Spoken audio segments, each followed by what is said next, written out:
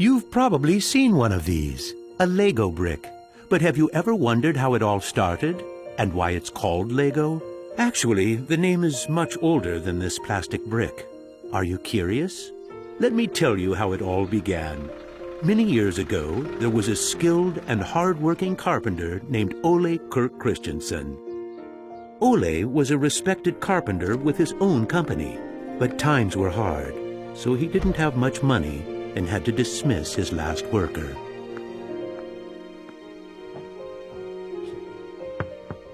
Come on in.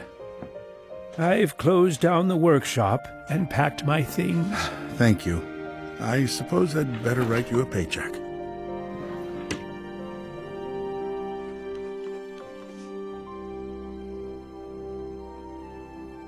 Take care.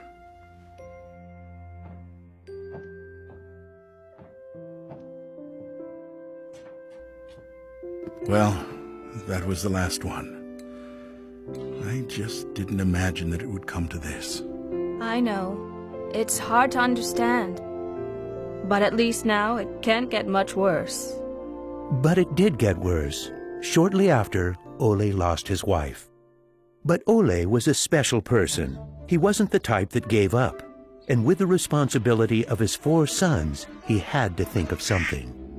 Ole had gotten an idea, and for him, it never took long to put an idea into action. Ole's little invention made his boys so happy that he thought maybe he should start making toys. Ole decided to give it a try. Luckily, he had saved up a lot of wood from the carpentry production. He could now use it to make toys. Time passed by, and even though Ole was a skilled carpenter and had a good eye for quality and detail, sales were very slow. Luckily, one of his sons, Gottfried, started helping out his dad after school. Together, they just barely managed to keep up the production. Eventually, word began to spread that wooden toys of the finest quality were being made in the little workshop in Billund. One day, a man drove into town, a man who would change Ole's future. He was a wholesaler from Fredericia. I've heard that you're making some very nice wooden toys.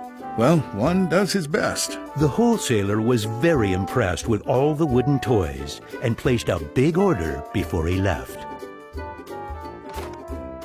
Now there's finally someone who can see the opportunities in what we're doing. Look at this. The wholesaler wants to put a lot of our toys into his store for the holidays. It's going to be a good Christmas this year, but we'll be busy. Now there was a lot to do in the little workshop, and Ole could rehire his former workers. Ole only used the highest quality wood, which was hand-picked and very carefully prepared. They worked day and night to get the order finished, so the wholesaler could get the toys out in stores before Christmas.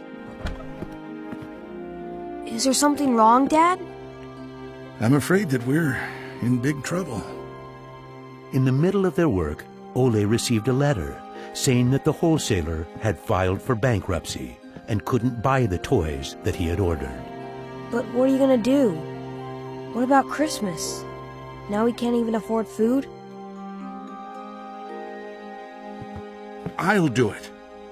What are you gonna do, Dad? I'll do it myself. I'll drive around selling the toys. There was no time to lose. Ole packed the car with all the toys and drove off. Ole was a very good toy maker, but was not a very good salesman. He didn't like praising himself or talking about how carefully the toys had been made. But he had to keep trying if he was going to sell anything. This is going to be a blast. Is there anything you're interested in? It looks exciting, but I don't have a lot of money right now. Maybe we could trade and call it even. Well, I would prefer money, but... In the end, he succeeded in selling all the toys. He didn't receive as much money as he had hoped, but the family managed, and they had plenty of food for Christmas. Time passed by, but the toys didn't sell as quickly as they had expected. Ole thought perhaps the company needed a good name. What should it be? It has to be a short word. I want it to convey playing well. In Danish, playing well is called lego1. What should it be? What should it be? Yeah, if only I could get some sort of a sign.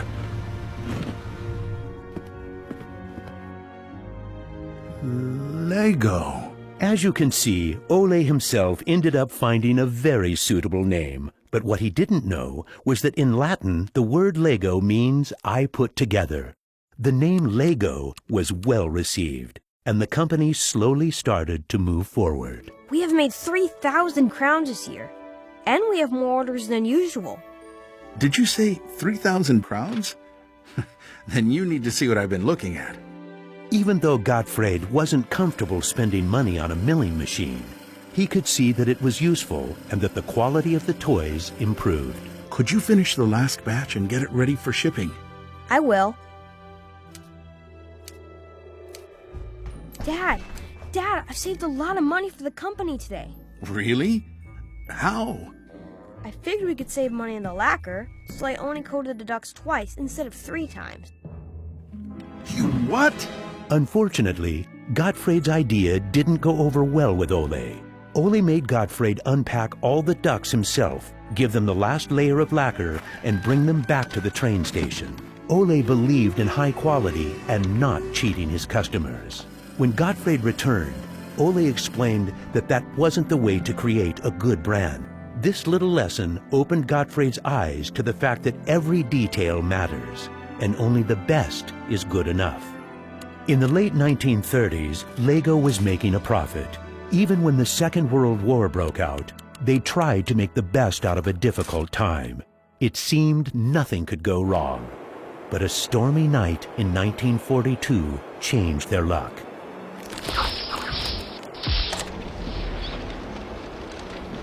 There's a fire! The workshop is on fire! But when the firemen arrived, they were unable to save the workshop. It burned to the ground, and all the drawings and models were destroyed. Ole was beginning to lose hope. All that he had worked for was gone, and he almost lost his company.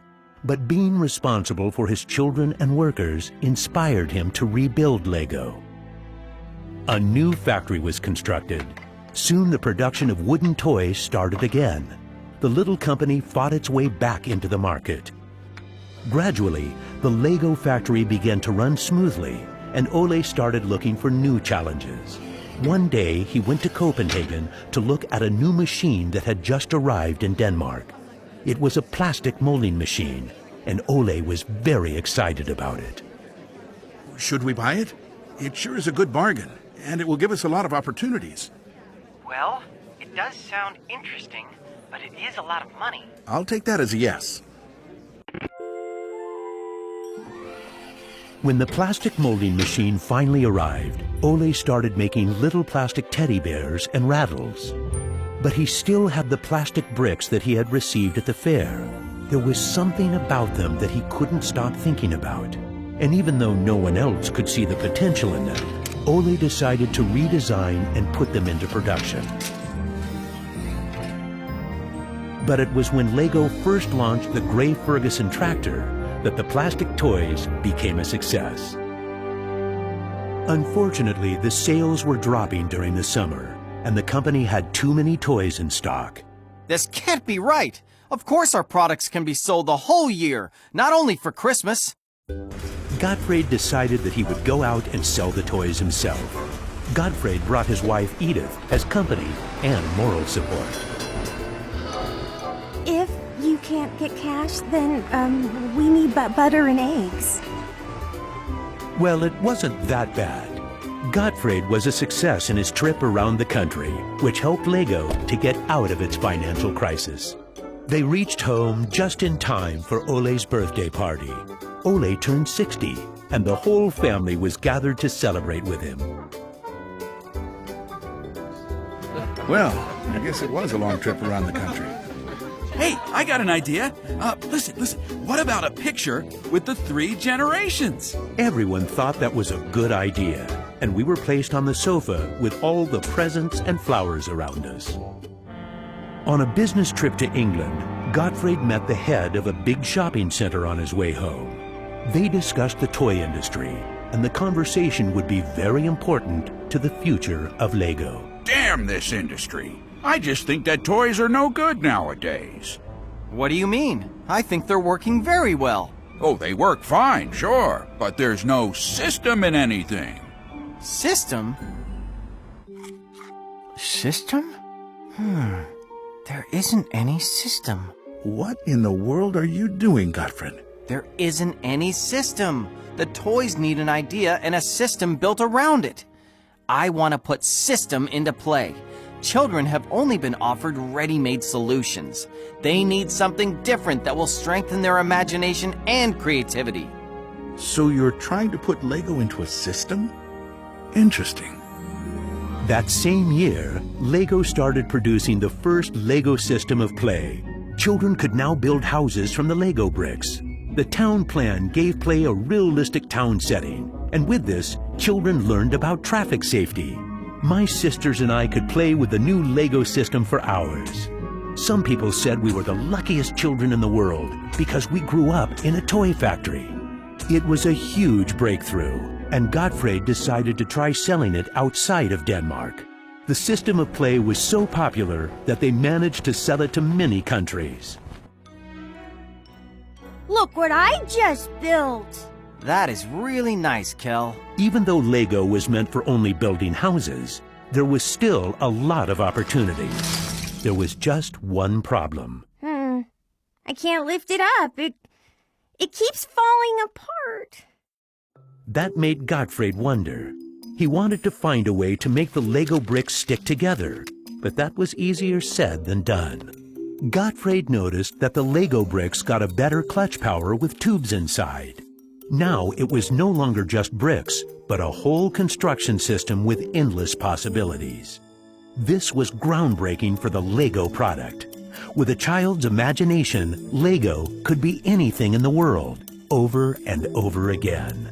The imagination is the limit. Look, Dad! Now I can build everything! Unfortunately, Ole never got to see how successful the little brick actually became. Gottfried was left on his own, and he had to go through another fire at Lego that destroyed most of the wood production. Just like his father, Gottfried knew that he had to try to get the best out of any situation and never give up. Gottfried took the hard times with his head held high. As sales grew, the company also got bigger. He had to think ahead, and he decided not to resume the production of wooden toys and to only focus on the Lego system. It turned out to be a great decision. Many new models were built, and Lego got stronger in the toy industry. Sir, which one of these do you think is the best? That one. Even though it got busier at Lego, Gottfried still had bigger plans. Now he wanted to build an airport, so it would be easier to sell his toys to the whole world. Like father, like son. It didn't take long to put his idea into action. Only 3 years later, Billund Airport was opened. The many guests and business connections who visited the company always wanted to see the modeling department. Gradually, it got so crowded that it was hard for the employees to keep up their work. I think we better wait a while. Gottfried could see that something had to be done. He needed a bigger place to display the Lego models. I don't want to interrupt, so I'll just put this package of our new Lego train, on the table. Just put it there. Train? The idea grew quickly from an exhibition room to an amusement park. And then we could have a tower so you could look over the whole park from above, the whole town. It will be a land made out of Lego. Legoland! Well, it looks interesting, but how many visitors are you actually counting on? Well, I guess, 200, 300,000? 300,000! Even though it sounded like a lot, my dad was actually pretty far off the mark. There were 600,000 guests the very first year. My family and I were there to greet the guests. We've kept up this tradition ever since.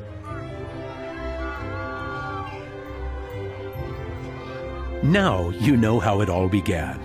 Lego wouldn't be what it is today if it hadn't been for my grandfather's sense of quality and search for perfection. My father firmly believed in the endless possibilities of the Lego system. I seek to take the Lego idea even further, encouraging children to explore, experience, and express their own world, a world without limits. And we are still convinced that only the best is good enough, because children deserve the best.